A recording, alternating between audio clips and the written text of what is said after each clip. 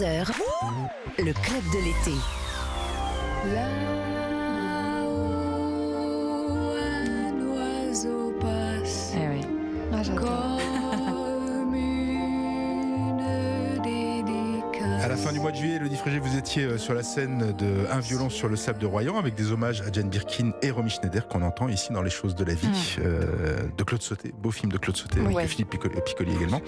Vous avez Michel Piccoli, pardon, pourquoi je dis Philippe Philippe Sard, c'est aussi la musique de Philippe Sard. C'est bien, vous m'avez rattrapé, mais pas bien du sûr, tout. moi je rate. pas du tout. Moi j'ai hésité, je me dis, Comment ai-je pu confondre Michel et Philippe? Quelle honte. Vous avez chanté cette chanson Ça m'arrive sur scène. régulièrement. Quelle émotion. Pardon, j'ai pas dit ça. Quelle émotion vous avez ressentie en chantant? Oh là là, alors déjà, merci au violon sur le sable de m'avoir invité pour la première fois avec mon cher et tendre André Manoukian. Je savais pas du tout que ça se passait comme ça, je ne savais pas qu'il y avait autant de monde sur scène et surtout sur la plage.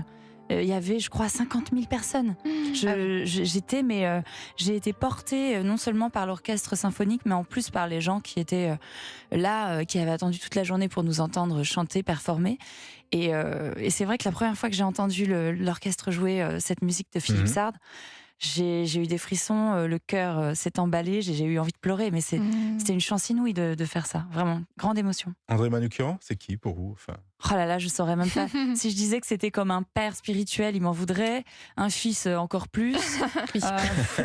Non, c'est vraiment une âme sœur en fait. Hein. J'ai vraiment rencontré André dans le jazz, plus que sur Nouvelle Star, parce qu'on s'était rencontrés sur Nouvelle Star en tant que jury. Mais c'est vrai que la musique, le jazz, les torch songs qu'on reprend sur scène depuis des années, nous ont appris à vivre ensemble sur scène et dans la vie aussi. Et j'adore sa compagnie, j'adore être ébloui, éclairé par son esprit lumineux et fanfaron. non, vraiment, je ne me lasse pas de sa présence et d'ailleurs, je l'embrasse. Alors, je suis désolé de vous poser cette question un lundi matin, comme ça, là, un peu de pourpoint, mais est-ce qu'il y a un moment musical qui vous revient comme ça, un moment vraiment marquant?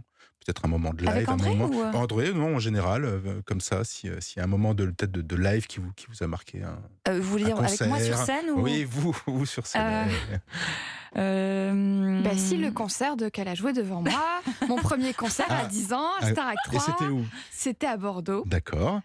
C'était en plein air, non? C'était en plein air, tout à fait. Et j'avais 10 ans, c'était mon tout premier concert. D'accord. Et j'en suis encore émue. Oh, c'est trop mignon. Et je me souviens à quel point vous étiez déjà sublime. J'étais pas très à l'aise. Je me souviens de ces concerts, de cette tournée.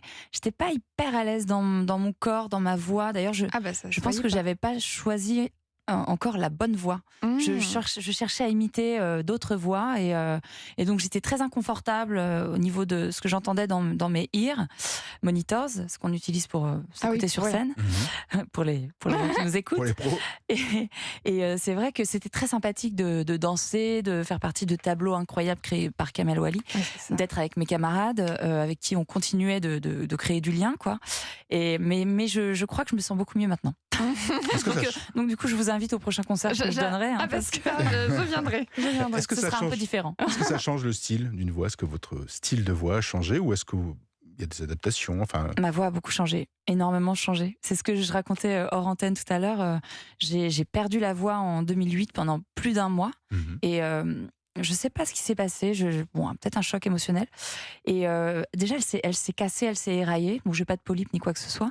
Mais il y a aussi un changement qui s'est opéré quand j'ai commencé à écrire et composer mes propres chansons, notamment sur l'album qu'on a fait avec Benjamin Biolay en 2006, je crois, qui s'appelle Le jeu des 7 erreurs. Et en fait, le fait de chanter mes chansons avec mon intention et mon instrument, tout de suite, elle s'est placée là où il fallait et j'ai arrêté de vouloir chanter comme Céline Dion alors que j'en étais incapable. Dans un instant, Elodie Frégé, on va retracer avec vous votre parcours. C'est le portrait sonore. Vous restez avec nous. C'est le club de l'été. À tout de suite sur